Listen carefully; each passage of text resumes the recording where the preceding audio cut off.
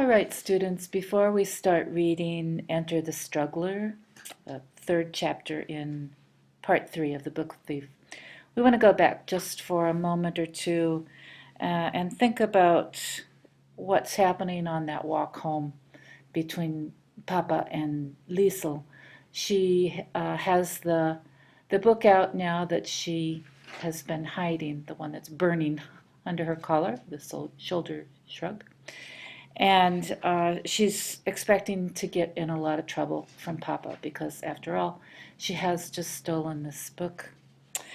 And she's not sure what to make of it when he doesn't get angry with her. In fact, he doesn't seem to be too concerned at all.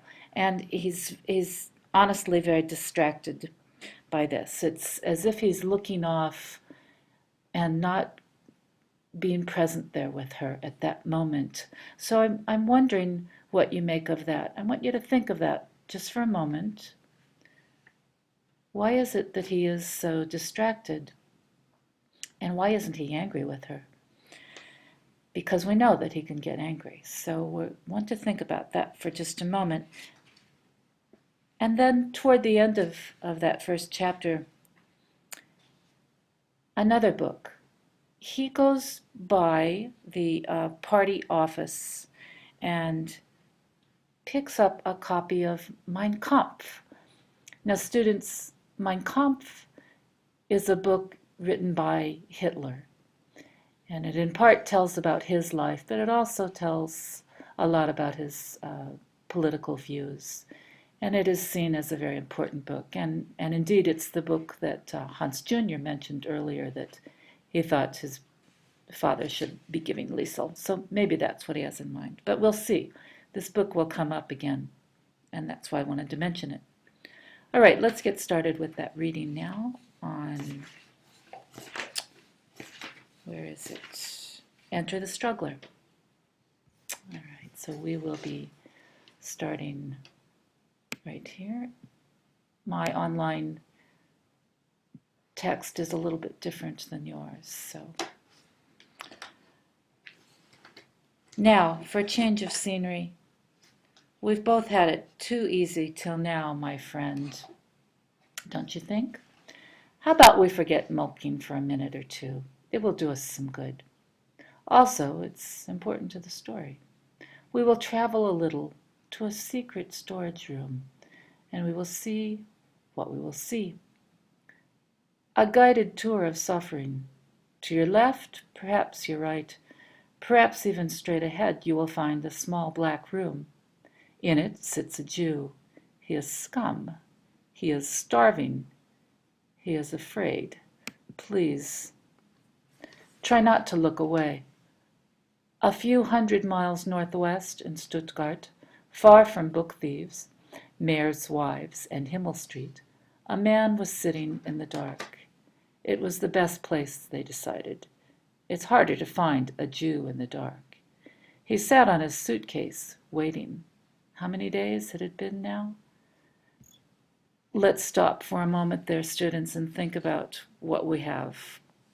We've been introduced to this Jew in the dark. We're not at all sure what to make of this yet, but I want you to think now of that study that we did a few weeks back of the Anne Frank family and how they had to hide for almost 2 years. So think about that.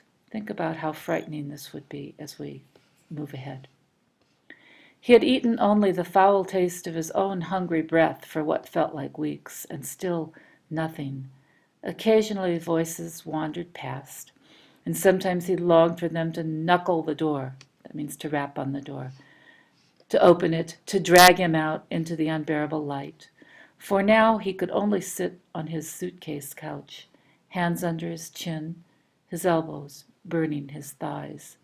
There was sleep, starving sleep, and the irritation of half-awakeness, and the punishment of the floor. Ignore the itchy feet, don't scratch the soles, and don't move too much. Just leave everything as it is, at all cost. It might be time to go soon. Light like a gun, explosive to the eyes. It might be time to go. It might be time, so wake up. Wake up now, God damn it, wake up! The door was opened and shut, and a figure was crouched over him. The hand splashed at the cold waves of his clothes and the grimy currents beneath. A voice came down behind it. Max, it whispered. Max, wake up. All right, students, we have a name, Max. It is Max who is alone in the dark. It is Max who is very fearful of being discovered. And we're not sure what else is going on, but we will soon find out. His eyes did not do anything that shock normally describes. No snapping, no slapping, no jolt. Those things happen when you wake from a bad dream, not when you wake into one. No, his eyes dragged themselves open from darkness to dim. It was his body that reacted, shrugging upward and throwing out an arm to grip the air. The voice calmed him now. Sorry it's taken so long. I think people have been watching me, and the man with the identity card took longer than I thought, but there was a pause. It's yours now. Not great quality, but hopefully good enough to get you there if it comes to that. He crouched down and waved a hand at the suitcase. In his other hand, he held something heavy and flat. Come on, off. Max obeyed, standing and scratching. He could feel the tightening of his bones. The card is in this. It was a book. You should put the map in here too, and the direction, and there's a key taped to the inside cover. He clicked open the case as quietly as he could and planted the book like a bomb. I'll be back in a few days. Students, let's think about this for a moment, this idea of planting the book like a bomb. Why would this bomb reference be coming up right now, do you think? Do you think about that? We'll come back to it. He left a small bag filled with bread, fat, and 3 small carrots. Next to it was a bottle of water. There was no apology. It's the best I could do. Door open, door shut. Alone again. What came to him immediately then was the sound. Everything was so desperately noisy in the dark when he was alone. Each time he moved, there was the sound of a crease. He felt like a man in a paper suit. Let's think about this line for a moment. He felt like a man in a paper suit. Why would that be? Well, for one thing, paper can be very noisy, especially if you're in a room and you want quiet, or if it is quiet, we know what that is like.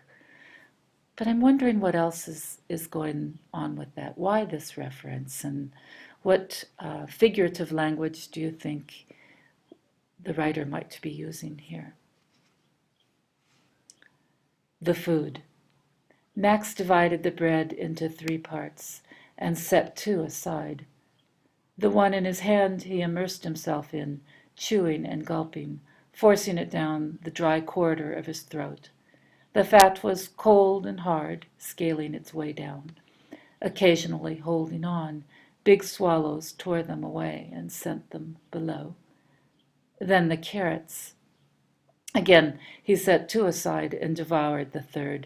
The noise was astounding. Surely the Führer himself could hear the sound of an orange crush in his mouth. It broke his teeth with every bite. When he drank, he was quite positive that he was swallowing them. Next time, he advised, drink first.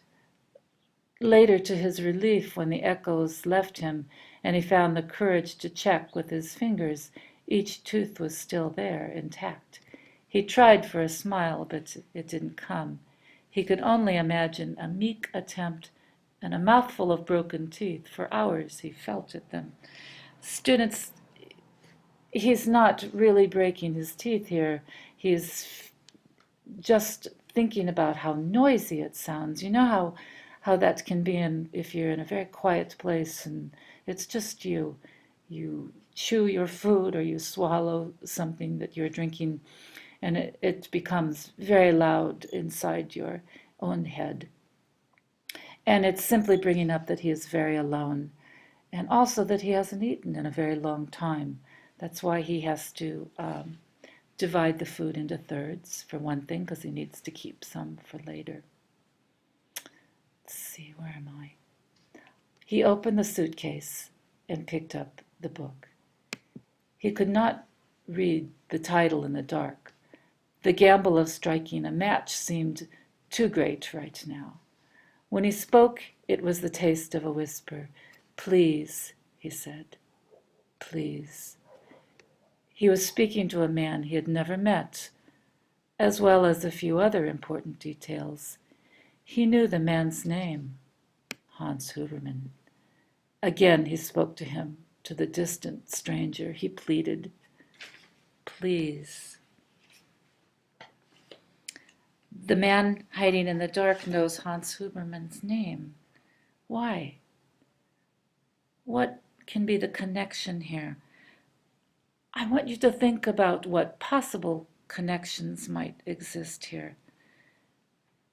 Think too about what evidence you might have for those connections to support that. We want to be thinking about everything we've been reading in this book that has brought us to this moment, and we'll explore that more. All right, students, we have yet another book that has entered the picture here, this one, Mein Kampf. And are you keeping track of how many books we have? All right, that's the end of that chapter. Hope you're all enjoying your reading.